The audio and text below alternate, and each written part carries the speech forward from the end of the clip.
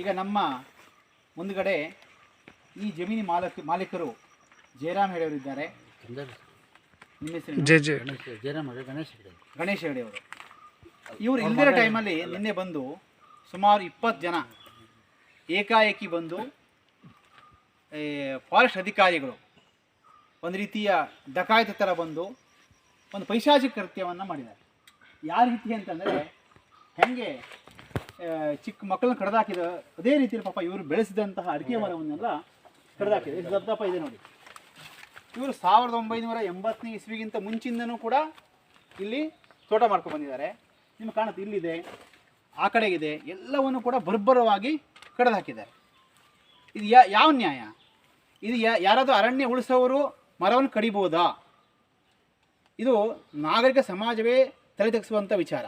ನಿನ್ನೆ ರೈತರ ದಿನಾಚರಣೆ ಆಗಿ ರೈತರಿಗೆ ಯಾವ ರೀತಿಯ ಉಡುಗೊರೆ ಕೊಡಲಿಕ್ಕೆ ಹೊರಡ್ತಾ ಇದ್ದೀರಿ ಅನ್ನೋದನ್ನು ನಾವು ಪ್ರಶ್ನೆ ಮಾಡಬೇಕಾಗ್ತದೆ. ಯಾವುದೇ ಕಾನೂನಾದರೂ ಕೂಡ ಅದು ನಮ್ಮ ರಕ್ಷಣೆಗೆ ಇರುವಂಥದ್ದೇ ವಿನಃ ಈ ರೀತಿ ಮರ ಕಡಿದು ದಬ್ಬಾಳಿಕೆ ಮಾಡಲಿಕ್ಕೆ ಇರುವಂಥದ್ದಲ್ಲ.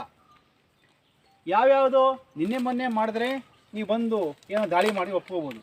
ಇಷ್ಟೆಲ್ಲ ವರ್ಷ 30-40 ವರ್ಷ ಆಗಿದ್ದು ತೋಟಕ್ಕೆ ಒಂದು ಅಡಿಕೆ ಮರ ಕಡಿತೀರಿ. ಸ್ವಾಮಿ, ನೀವು ಅಡಿಕೆ ಮರ ಕಡಿಲಿಕ್ಕೆ ಪರ್ಮಿಷನ್ ಕೊಟ್ಟವರು ಯಾರು?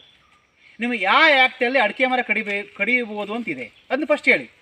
ಇಲ್ಲಿ ಅಡಿಕೆ ಮರ ಕಡಿದ್ರಿ, ಮತ್ತಾವುದೋ ಮತ್ತಿ ಮರ ಇದೆ, ಈ ಗೊಬ್ಬರ ಗಿಡ ಇದೆ, ಗೊಬ್ಬರ ಗಿಡ ಕಡಿದಿಲ್ಲ, ಹಣ್ಣುಗಳ ಮರ ಇದೆ, ತೆಂಗಿನ ಮರ ಇದೆ, ಹೆಬ್ಬೆಲ್ಸ್ ಮರ ಇದೆ, ಇದು ಯಾವುದೂ ಕಡಿಯಲ್ಲ ನೀವು. ಅಂದರೆ ಅಡಿಕೆ ಮರ ಅಷ್ಟೇ ಕಡಿತೀರಿ. ನಿಮ್ಮ ಉದ್ದೇಶ ಏನು?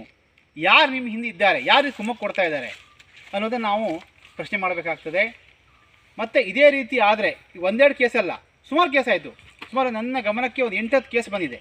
ಪಾಪ ಕೆಲವು ಕಡೆ ಎಲ್ಲ ಅಂಗಲಾಚಿದ್ದಾರೆ, ಕಾಲಿಡ್ಕೊಂಡಿದ್ದಾರೆ, ಕಡಿಬೇಡಿ ಅಂತೇಳಿ. ಮೊನ್ನೆ ಒಬ್ಬರು ಮಂಜುನಾಥ್ ನಾಯ್ಕ ಅಂತೇಳಿ ಶಿವಪ್ಪನ ಕಲ್ಲೂರು ಅವ್ರು ಕಾಲಿಡ್ಕೊಂಡಿದ್ದಾರೆ. ಕಾಲಿಡ್ಕೊಂಡ್ರು ಕೂಡ ಇವರು ಬಿಡದೆ ಬಂದು ಅವ್ರ ಮುಂದೆ ಕಡ್ದಾಕಿದ್ದಾರೆ.